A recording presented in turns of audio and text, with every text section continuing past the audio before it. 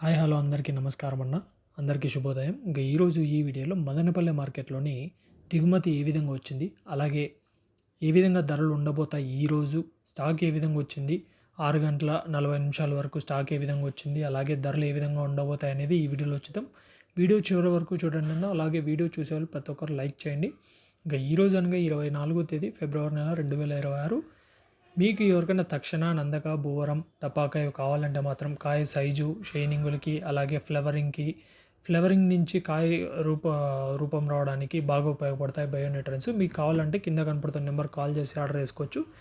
దిగుమతులు చూసుకున్నట్టయితే ఈరోజు మార్కెట్‌లో స్టాక్ చూసుకున్నట్టయితే స్టాక్ నిన్నట్లాగే వచ్చింది. కాకపోతే ఒక 5% 5% అయితే పెరిగిందని చెప్పుకోవచ్చు. ఈ పక్క టీవీఎస్ లైను ఇటుపక్క లైన్‌లో కొంచెం పెరిగింది. భాగ్యలక్ష్మి లైన్ అయితే కొంచెం నిన్నటితో పోలిస్తే ఈరోజు కొంచెం తగ్గిందని చెప్పుకోవచ్చు. ఒక 5% అటు ఇటు మాత్రం వచ్చింది.